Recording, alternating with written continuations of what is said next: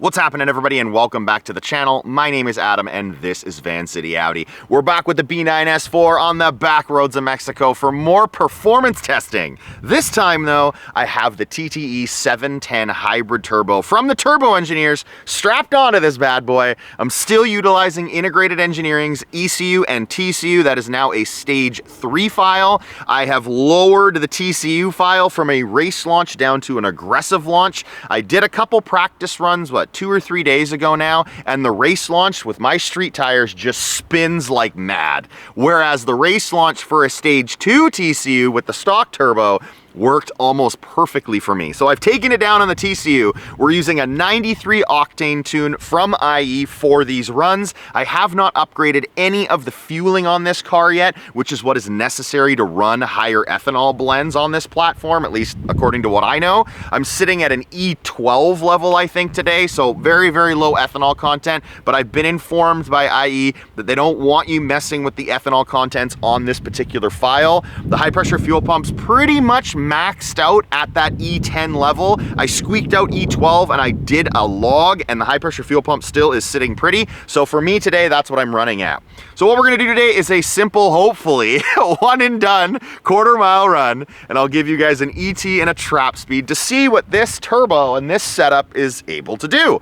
Last time I was out on the streets of Mexico, I accomplished an 11.20 at 121 and change for my mile per hour. So lower than the best that I've ever done, but that's what I managed on the street. So that's what I'm gonna be comparing against. That was on the stage 2 software from IE using an E65 blend. That's what I had my most success at with the stock turbo, is E62 to E65. Anything higher than that, I didn't see any additional gains. So I'll go over all of the hardware on the car and then we'll get to the run. I took off the engine cover so you guys could take a look at what hides beneath this beautiful brand new TTE710 hybrid turbo. I forgot my gloves today though, so the heat shield's staying on. You can't really see the downpipe, but it is an IE downpipe underneath that. Connected to that is an IE midpipe. Then we have my CTS turbo charge pipe.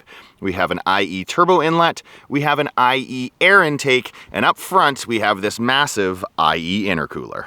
For the wheels and tires, I'm using Enkei RPF 1s wrapped in Continental Extreme Contact Sports. I'm using downgraded B9 A4 brakes, which allows me to run 17-inch wheels and tires. If you guys are familiar with the channel, you may have seen that I did a bit of weight reduction. I removed the front passenger seat, the rear seats, as well as the trunk contents, which lowered the weight of the vehicle by about 180 pounds. So if you add that with the weight reduction of my smaller brakes, you come to just under 215 pounds. You now know the software I'm using, you now know the hardware I'm using, and you know the weight reduction that I have. What else is there? The ambient conditions. I'm sitting at 63 degrees Fahrenheit and only 600 DA. The lowest temperature and the lowest DA I've been able to performance test in months. It's in the middle of summer in Mexico. We have some cloud coverage today and it's cooled down a bunch. So with any luck, I'll be able to make a ton of power today versus when I dyno tested the car and it was way hotter. Let's get to this quarter-mile pass. All the usual stuff, cars in dynamic, cars in sport mode, traction control all the way off. Pump up those brakes to build some brake pressure. Let's see what this thing can do.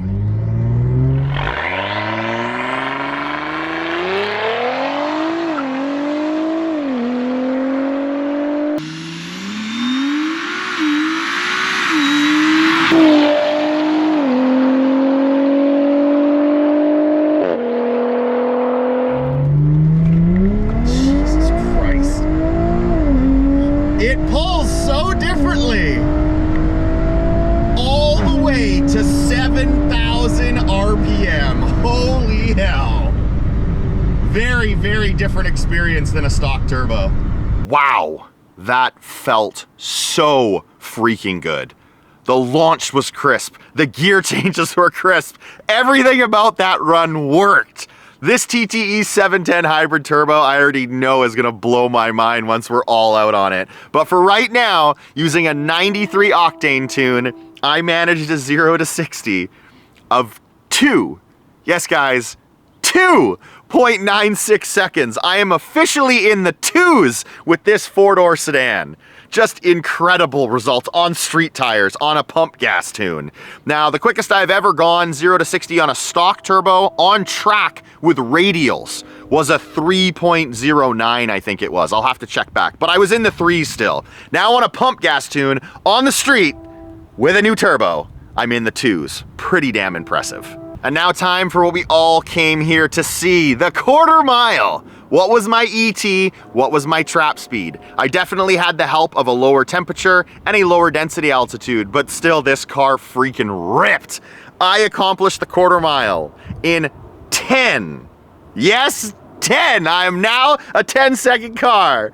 10.89 seconds at 125.44 miles per hour. That is significantly faster than I've ever gone before.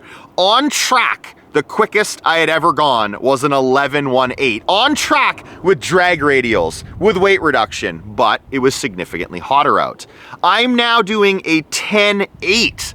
3/10 quicker. My math sucks, so forgive me.